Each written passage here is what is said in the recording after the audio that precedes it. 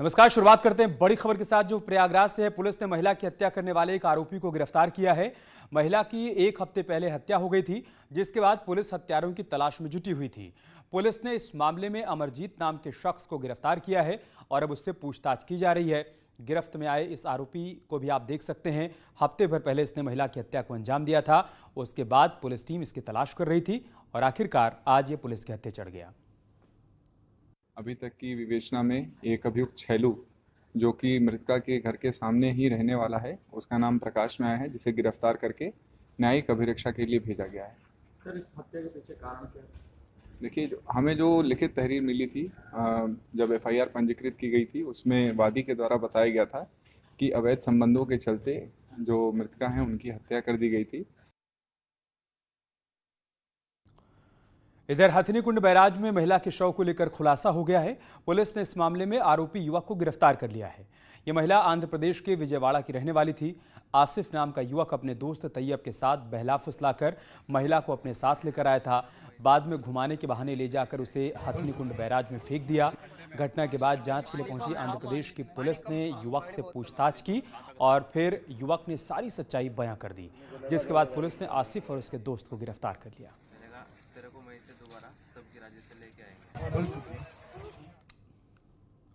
शाहजहांपुर में उस समय सनसनी फैल गई जब महिला का शव फांसी के फंदे पर लटका हुआ मिला। मायके वालों ने ससुराल पक्ष पर दहेज हत्या का आरोप लगाया है। इस पूरे मामले में परिजनों ने आरोपियों के खिलाफ पुलिस को तहरीर दी है। वहीं पुलिस ने शव को कब्जे में लेकर पोस्टमार्टम के लिए भेज दिया है और जांच पड़ताल की जा रही है।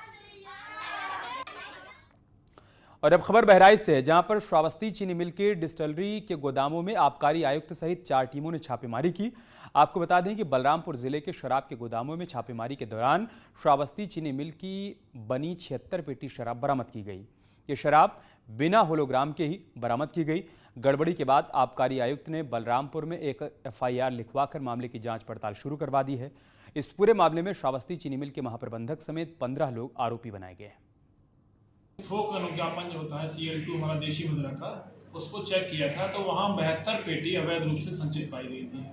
तो 72 पेटी जब उनके बारकोड को चेक किया गया तो वो नानपार डिस्टिलरी की प्रतीत हुई। तो इसी क्रम में अयोध्या प्रवर्तन के एसी साहब और गोंडा प्रवर्तन के एसी साहब दोनों की संयुक्त टीम और हमारे बहराइच आबकारी विभाग ने मिलकर के नानपारा आसबंदी का निरीक्षण किया है।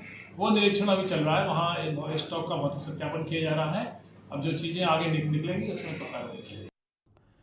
फतेहपुर में 2 पक्षों के बीच जमकर मारपीट हुई है। एक पक्ष ने दूसरे पक्ष के 2 युवकों की लात घूंसों और चप्पलों से जमकर पिटाई कर दी। पिटाई का वीडियो सोशल मीडिया पर वायरल हो रहा है, जिसके बाद पुलिस ने घटना का संज्ञान लिया। हालांकि अभी भी बताया जा रहा है कि पुलिस पूरे मामले से अनजान बनी हुई है। तस्वीरों में भी साफ तौर पर देखा जा सकता है कि किसी बात पर 3-4 लोग मिलकर एक युवक की लात घूंसों से पिटाई कर रहे हैं। इस दौरान आसपास खड़े लोग तमाशबीन बने हुए हैं।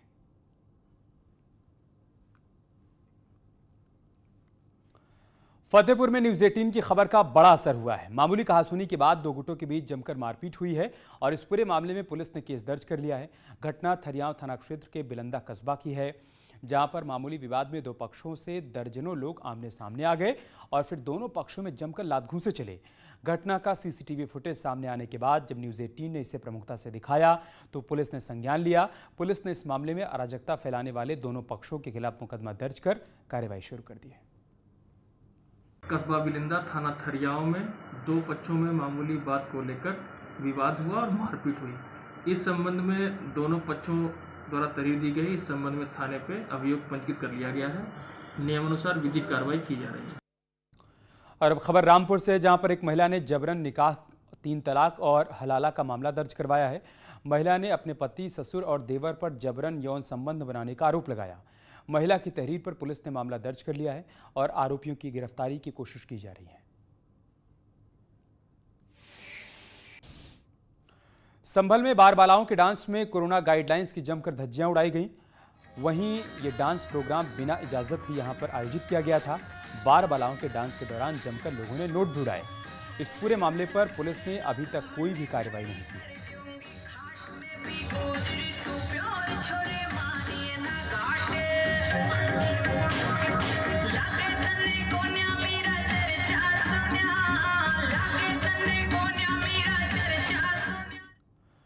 वृंदावन में परिजनों के ताने से तंग यमुना में कूदने जा रही दो अलग अलग महिलाओं को पुलिसकर्मियों ने सक्रियता दिखाते हुए बचा लिया और समझा बुझाकर उन्हें थाने पहुंचाया।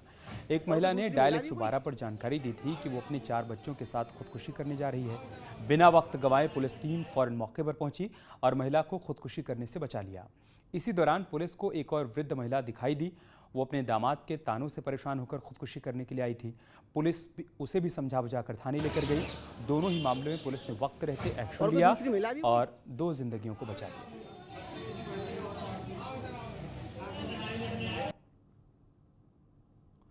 कानपुर के बर्रा थाना क्षेत्र में दबंगों की मारपीट का मामला सामने आया है।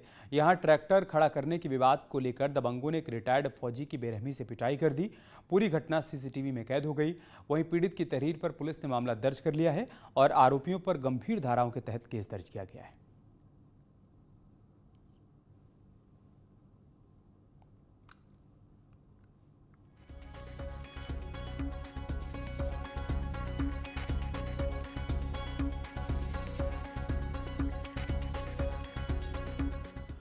और अब खबर प्रतापगढ़ से, जहां पर पुलिस और बदमाशों के बीच मुठभेड़ हुई है। मुठभेड़ के दौरान बदमाश अतहर को गोली लगी है। रानीगंज थाना क्षेत्र के बुढ़ौरा मोड़ के पास ही मुठभेड़ हुई। इलाज के लिए जिला अस्पताल में भर्ती करवाया गया है बदमाश को। जानलेवा हमले के मामले में कई महीनों से बदमाश फरार चल रहा था। रानीगंज थाना क्षेत्र में टॉप 10 अपराधियों में वो शामिल था, जिसे पुलिस ने मुठभेड़ के बाद गिरफ्तार कर लिया है।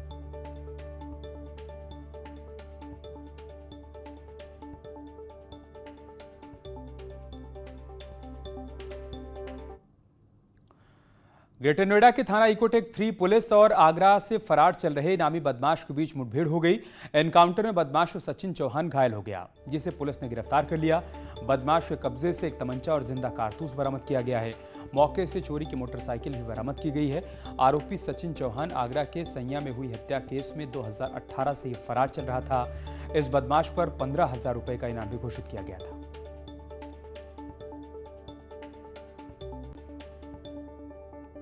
पुलिस के द्वारा इंटरसेप्ट किया गया, रोकने का प्रयास किया गया और उस रोकने के दौरान जो है इसने पुलिस पे फायरिंग की और इसमें डिसबैलेंस होकर के इसकी गाड़ी गिर गई। उसके बाद ये पुलिस की तरफ फायरिंग करते हुए आगे बढ़ा, जिसमें पुलिस के द्वारा भी फायरिंग की गई। इसमें इसके पैर में गोली लगी है। तत्काल इसको जो है वो नज़दीकी अस्पताल में भर्ती कराया गया है। जो प्रारंभिक जानकारी निकल कर आई है, इसका नाम सचिन चौहान है और ये सैया थाना आगरा से मर्डर के केस में वांछित चल रहा है। शराब कारोबारी पुलिस को चकमा देने के लिए तरह तरह के जुगाड़ कर बड़े पैमाने पर तस्करी करने पर आमादा हैं। ऐसा ही मामला शाहजहांपुर से सामने आया है। एक गिरोह के 5 तस्करों को गिरफ्तार किया गया। ये एम्बुलेंस में शराब भरकर तस्करी कर रहे थे। एसओजी और पुलिस की संयुक्त टीम ने इन तस्करों के पास से 10 लाख रुपए की हरियाणा की शराब एम्बुलेंस बोलेरो कार बरामद की है। बताया जा रहा है कि शराब सोनीपत से बिहार लेकर जा रहे थे। चौंकाने वाली बात यह है कि इस एम्बुलेंस को पास कराने के लिए बोलेरो में बैठकर ये तस्कर एंटी करप्शन टीम और आर्मी का बताकर एम्बुलेंस को पास करवा लिया करते थे।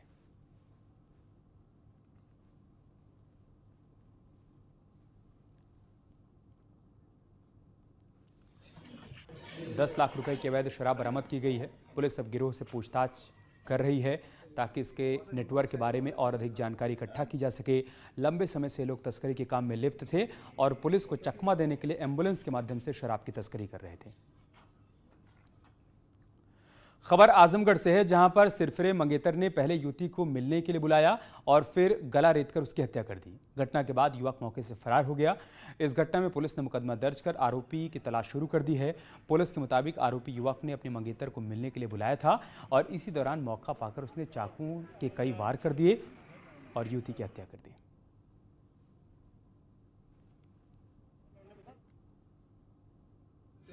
जिसकी उम्र लगभग 20 वर्ष है, तो खुर्सीपुर थाना अतरौलिया की रहने वाली है। ये अपने मंगेतर के साथ शाहपुर मिलने गई थी और इसकी सगी भाभी इसके साथ थी।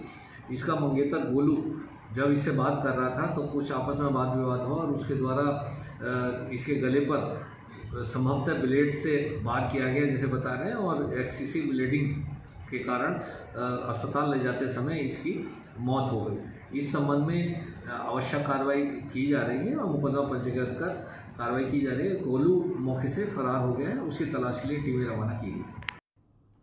और आजमगढ़ से हमारे सहयोगी अभिषेक इस वक्त फोन लाइन पर हमारे साथ जुड़ चुके हैं। अभिषेक, क्या जानकारी इस खबर के बारे में आपके पास? आशीष, आपको बताना चाहेंगे अतरौलिया थाना क्षेत्र के पुरखी गांव की एक युवती जो खुशबू है, उसकी शादी जो है तय हुआ था और 2 माह पूर्व उसकी जो है रिंग सेरेमनी हुई थी और 2 माह बाद उसकी शादी होनी थी कि कल अचानक उसका जो मंगेतर है उसको फोन करता है, उसको मिलने के लिए बुलाता है और धमकी भी देता है कि अगर नहीं आओगे तो शादी तोड़ देंगे। जिस धमकी से डर की वजह से उसकी जो मंगेतर होती है उससे मिलने के लिए अपने भाभी के साथ चली जाती है। अभी मिलने के लिए वो बातचीत कर ही रही थी कि अचानक उसका सिरफिरा मंगेतर अपने हाथों में लिया खंजर निकालता है, उसके ऊपर वार करना शुरू कर देता है, जिसमें वो गंभीर रूप से घायल हो जाती है। आनंद फान में उसको अस्पताल लेकर जाया जाता है, जहां डॉक्टरों ने उसको मृत घोषित कर दिया है। फिलहाल पुलिस ने इस मामले में आरोपी मंगेतर के खिलाफ FIR दर्ज कर लिया है। उसकी गिरफ्तारी के लिए टीमें गठित कर दी गई है। उसकी गिरफ्तारी के लिए लगातार दबिश दी जा रही है, लेकिन आरोपी मंगेतर पुलिस की पकड़ से अभी दूर है, उसे गिरफ्तार नहीं किया जा सका है। SP आजमगढ़ सुधीर कुमार सिंह ने दावा किया है कि टीमें गठित कर दी गई है, जल्द ही उसको गिरफ्तार कर जेल भेजने की कार्रवाई की जाएगी।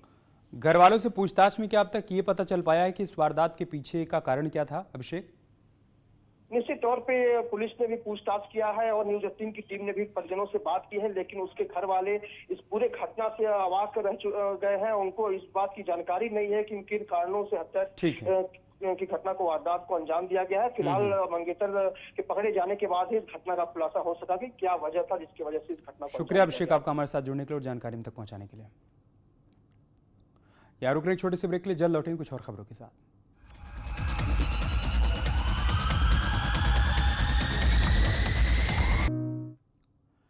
और अब बात करते हैं मिशन संजीवनी की। कोरोना के खिलाफ जंग में बिहार का पूर्वी चंपारण का एक प्रखंड बनकटवा रोल मॉडल के रूप में उभरकर सामने आया है।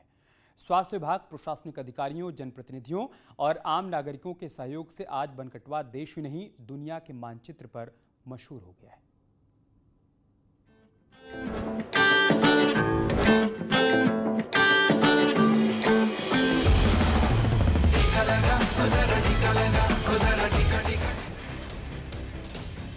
पूर्वी चंपारण जिले का बनकटवा प्रखंड देश में कोरोना के खिलाफ जंग में रोल मॉडल बन गया है।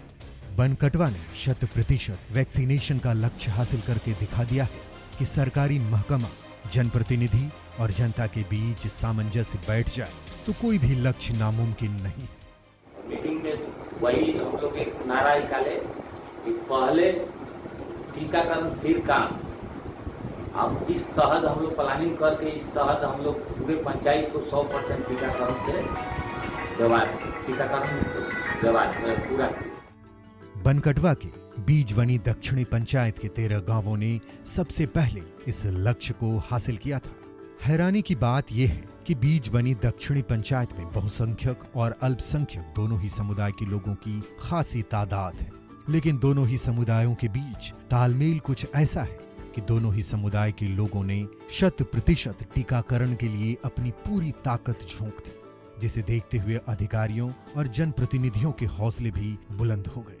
जिले के प्रशासनिक अधिकारियों और जनप्रतिनिधियों को ये महसूस हुआ कि जब एक पंचायत पूर्ण टीकाकरण के लक्ष्य को प्राप्त कर सकता है तो पूरा बनकटवा प्रखंड क्यों नहीं। 9 पंचायत का और 9 पंचायत के माइक्रो प्लानिंग के तहत पूरी टीम को लगाया गया और टीम को लगाने के साथ करो और मरो की बात आ गई थी कि किसी भी सूरत में 8 बजे रात या 9 बजे रात हमको 100% वैक्सीनेटेड करना है। तो बेशक बनकटवा को पूर्ण टीकाकृत प्रखंड बनाने में बीजवनी दक्षिणी पंचायत के नागरिकों ने अहम किरदार निभाया, जिसके बाद ही जिला प्रशासन के अधिकारी, स्वास्थ्य विभाग, यूनिसेफ और WHO के अधिकारी और कर्मी का मकसद पूरा हो सका। कटवा ब्लॉक जो है उसको प्रायोरिटी में हमने लिया था एक केस स्टडी के तौर पे, मॉडल के तौर पे, और वो सक्सेसफुल हो गया। उसके उपरांत जो है पिपराकोठी और यहाँ के सभी नगर निकाय जो है 9 नगर निकाय ये भी जो है हमारे वैक्सीनेटेड हो गए हैं।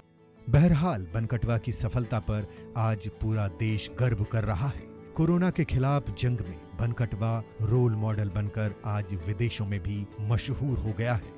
WHO ने भी ट्वीट कर बनकटवा प्रखंड को रोल मॉडल बताते हुए इसे सीख लेने की नसीहत दी है। उम्मीद है पूर्वी चंपारण के इस प्रखंड से पूरे देश सबक लेगा और 100% टीकाकरण का सपना जल्द ही देश में सच होगा। Bureau report, news 18 network.